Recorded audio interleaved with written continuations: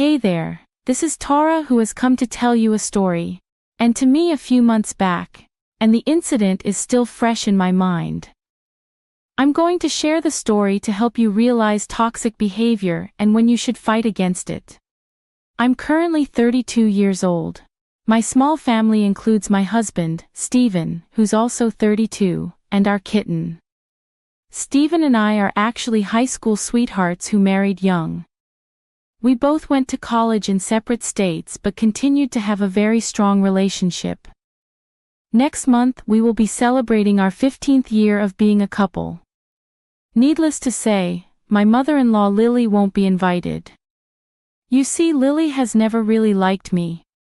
From the start, she has 2 sons and has always spoiled them since they were born. In her eyes, no one deserves her precious boys. When Steve and his older brother Sean were younger, they enjoyed the pampering of their mother. After all, who wouldn't cherish a doting and loving mother? They loved her so much that they never saw how controlling and manipulative she was. As they grew older, Lily's controlling ways became a problem for her teenage sons. They were not allowed to date or even talk to girls outside of school. Lily didn't allow any sleepovers with friends and threatened to ground them if they argued. Both Steve and Sean were in my high school, so I knew them a little. While Steve somewhat agreed with Lily's rules, Sean ended up rebelling. He often got into trouble for sneaking out and hanging out with girls.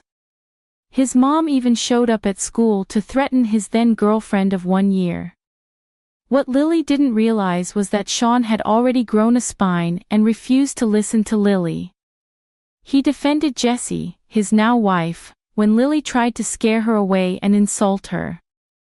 Once the 2 of them were 18, they slowly started going low contact with Lily. Of course, Lily didn't like it one bit. Steven also thought that his brother went overboard. We were newly in a relationship, so I didn't comment to avoid starting an argument. Little did I know that Lily would now set her sights on me. She literally did everything in her power to break us up. She even organized an expensive Hawaii tour on prom week to keep us from going together. Steven did beg his mother to cancel the trip, but that was the only time he went against her. Every time Lily called me and berated me for being unworthy, he did nothing to defend me. Lily even went on to say that I would cheat on him when I go off to college. Steve actually started to let these things get to his head when we got accepted to different colleges across the states. We went on a short break, and Lily even took Steven out to celebrate our breakup. She never expected Steven to get back to me at all. Naturally, she was angered and pained by my very presence. She would not stop harassing me and humiliating me every chance she could find. I did try to talk to Steven, but it went like this. Steven, your mother is very disrespectful to me. I have always tried to be friendly and welcoming towards her. But all she does is berate me and call me names. I'm getting tired of her behavior. You need to do something about it.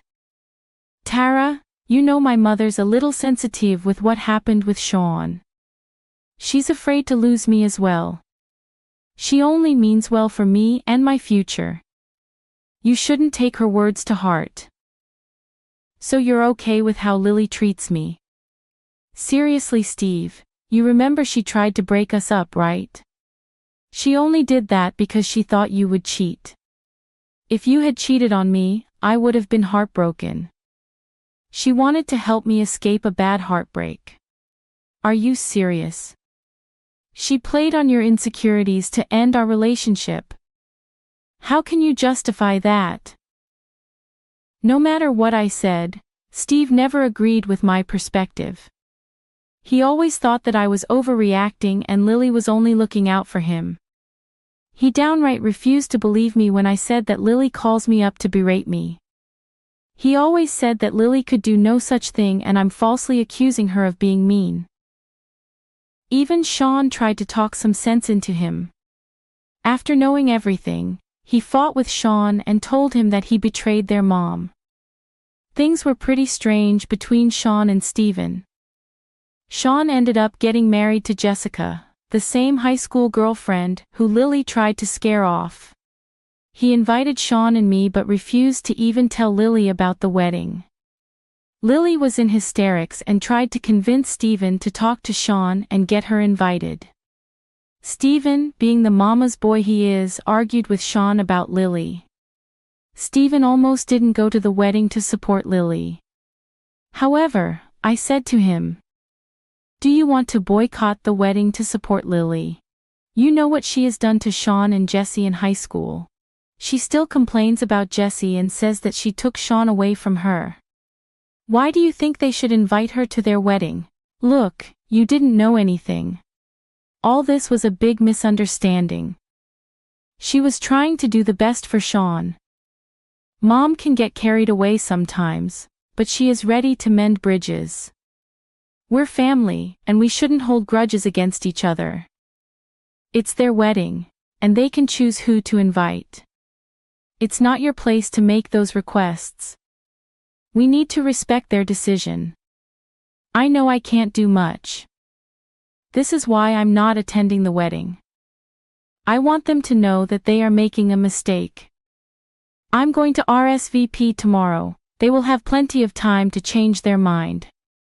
Steven, if you don't go to their wedding, they will cut you out as well. They have already done that to Lily. Are you sure you want to lose your brother over the issue?" After a lot of back and forth, he finally agreed to attend the wedding. I was so happy because I thought things might start to change. He saw how happy Sean and Jesse are without Lily's interference. They moved far away and organized the wedding there so that Lily couldn't show up. Lily absolutely went ballistic when Steven showed her the pictures. She cried on his shoulders and made him stay with her for a month. Steven even canceled our Colorado trip to make it up to her. I was pretty heartbroken by how he handled the situation. However, I knew that we loved each other deeply and that breaking up wasn't an option anymore. All I hoped was that Steven would see the light and come to his senses about Lily's horrific behavior. Fast forward to 2 years back, Steven finally proposed to me and I said yes. Lily was pissed but put on a happy face for him. I later learned that she refused to give him her engagement ring so that he could propose. She was sure that I was a gold digger and our marriage wouldn't last. I must say that I love the ring Steven picked for me. We are engineers, so we both make plenty of money. He was perfectly capable of buying a ring on his own. Besides, I would rather wear something he buys than have Lily's jewelry. The wedding planning was a disaster. Lily kept inserting herself everywhere she could, from cake tasting to venue searching. She had to do it all. She hated my ideas and even tried to change the theme. Lily said that my vintage theme was boring and tacky. Even though I didn't pay attention to her, my then fiancé did. Stefan and I thought a lot about every decision we took. I put my foot down and I talked to him. This is getting ridiculous. We are the ones getting married. Your mom needs to give us space to decide on our own. I don't need her input on everything. She hates everything I decided. You need to tell her to back off. Tara, Mom just wants the best for us. She has been to more weddings than us. I'm pretty sure her input will be valuable to us in the future. You know that she couldn't attend Sean's wedding. She just wants to enjoy mine. I am tired of hearing this excuse. She deserved to be uninvited from Sean's wedding. That was all her fault. Just because Jesse didn't allow her to interfere, I will not include her in everything. She is welcome to come along, but saying mean things about my choices is unacceptable. This is our wedding, Steven. She already had hers. Well, after a lot of coaxing and begging, he finally decided to tell Lily to back off. She did throw a fit but toned it down a little. Sadly, Steven did prioritize her choices and changed a lot of things. I was pretty sad initially, But I also knew that it was also Stephen's day, so I just went along in a few places to avoid more trouble. I had yet to grow a shiny spine, and Stephen was too lost in the fog to even think properly. The wedding was another disaster with Lily showing up in a white dress. It was so sparkly and lacy that everyone could see it was a bridal gown. Thankfully, Stephen realized the problem with her dress and insisted she change before the wedding. She tried to play dumb and claim that she didn't have another dress. At this point, my moch and best friend produced a pale blue gown that is just Lily's size. You see, I knew that she was planning to wear white, so I went shopping and bought her a decent dress on my dime. Lily was literally out of excuses and had to wear the dress. During the reception, she made some teary speeches about losing her babies to awful women. She targeted both me and Jessie because she was there at the wedding. They were avoiding her continuously, and she needed to remind them of their worthlessness. Lily also diced our relationship and tried to paint herself as the poor mother-in-law. The people at the wedding looked pretty awkward, and even her family was mortified. My moch then promptly took the microphone away and started to lighten the mood. On our honeymoon, Lily called us continuously. She called Stephen and cried about feeling lonely. At one point, she was calling us 6 times a day. When she couldn't reach Stephen, she called me saying, "Where's my boy? What have you done to him? It's not even a month since the wedding and you're already taking him away. You know that no matter what you do, he will always choose me instead of you. He will never love you more than his mama, Lily. We are literally on our honeymoon. You need to stop calling us so many times." Stephen's phone died, so he went back to our room to get it charged. Why would I keep you away from him? I know how greedy you are, Tara. All you want is his money. You cannot accept it. He sends me money every month and brings me gifts. You want to isolate him so that you can take all his money. I won't let that happen. He has been taking care of me since his father died 10 years ago. Lily, I don't care if he looks after you. You were his mother, so it's natural he will send you money. I earn pretty good for both of us, so I don't want his money anyways. You need to stop accusing me of such things. Shut up, girl. You can fool him, but I know what type of woman you are. Now hand over the phone to my baby immediately. I need to talk to him right now. This is just one of the many conversations I had with her throughout the honeymoon. We returned home and had to deal with her crying for days because we didn't take her on our honeymoon. Imagine my surprise when she scolded my husband for going without her. Anyway, as usual, Stefan did everything to console his mother and ignore my problems. I was slowly learning to put up with her tantrums and speak out for myself. Everything was going more or less okay until a few months ago, I found out that I was pregnant with our first child. We were both ecstatic and Steve wanted to tell Lily immediately. I was a little uneasy about it, but decided to let it go. I was sure she would be happy for her first grandbaby. Boy, was I wrong. The moment she knew, the waterworks and screaming started. She said I was baby trapping him and taking him away from her. It was all a part of my grand scheme. She's sure I cheated on Stephen and was passing off the baby as his. My husband did his best to calm her down, but she refused to listen to him. By this point, I was getting tired of her shenanigans. Her tantrums went on for 2 weeks before she decided to visit us. She arrived early in the morning and let herself in with a spare key. Lily was being extra happy about our baby and even tried to pamper me with gifts. Stephen was happy because he thought that Lily had accepted the baby. The truth was far from it. I was pretty uneasy about her newfound happiness and decided to be cautious. In the evening, Lily told us that she would make us some tea. She said that it was getting chilly outside and some tea would help warm me up. Steve was super thankful for her kindness and even gave an "I told you so" look. I decided to ignore him and do some investigating on my own. I excused myself and went to check on Lily in the kitchen. I saw her making tea and adding something from a carton. Now both I and my husband are allergic to lactose, so we only use a specific brand of oat milk to prepare our tea. The milk carton Lily was using was not the one we use.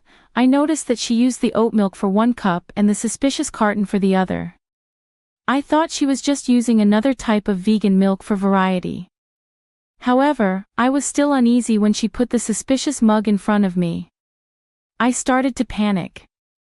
In an impulsive move, I switched my husband's cup with mine when they were not looking. We drank our tea, and the entire time Lily was just smirking at me from across the couch. Thankfully for us, nothing happened the rest of the night. However, in the early hours of dawn, I heard my husband throwing up in the bathroom. He took a few trips to the bathroom, and the noise woke me up. After a while, I saw him go into the living room and lie down on the couch. I went up to him and asked him what was wrong. Stephen looked like he was in a lot of pain. Lily also came out of her room and started to look concerned when she saw Stephen writhing in pain. She looked scared and started to ugly cry. This is when it clicked in my head. This woman had used cow milk in our tea. I was ready to tear into her, but first I needed to take Stephen to the hospital. I called 911 and asked them to send an ambulance. Stephen was having intense stomach pain and was on the verge of passing out. We took him to the hospital and waited for the meds to work. I took Lily with me when the doctor came for a consultation. In front of Stephen and the doctor, I made Lily confess to everything. She was worried about her son, so making her confess wasn't difficult. The doctor just shook his head and told us that Stephen needs to be hospitalized for a day. After the doctors left, Stephen looked troubled. Suddenly, the fog started to clear in his head. He was baffled by what Lily had done. He asked her, "Mom, you know I'm allergic to milk. Why did you use it? We don't even keep cow milk in our fridge. Why did you bring it to our house? Even Tara doesn't drink cow milk, and you are well aware of that." "Lily, trust me, I didn't want to hurt you. I don't know how this happened. Of course, I know my baby can't have milk. I am your mother." "Then why did you add milk to my tea, Mom? What happened?" Lily just kept on sobbing in a corner. That's when I decided to tell him the truth. "I know why Lily brought cow milk into our home. You see, you weren't supposed to drink it. It was meant for me." "What are you saying, Tara? You can't drink cow milk either. I'm sure Mom knows that as well. Why would she bring cow milk for you? I don't understand." "Lily just wanted to hurt me and our baby. I don't know what she wanted to achieve, but she wanted me to suffer. She gave me the cup you drank from. I switched our cups when she wasn't looking. I did not want to risk the health of our child. Turns out I was right.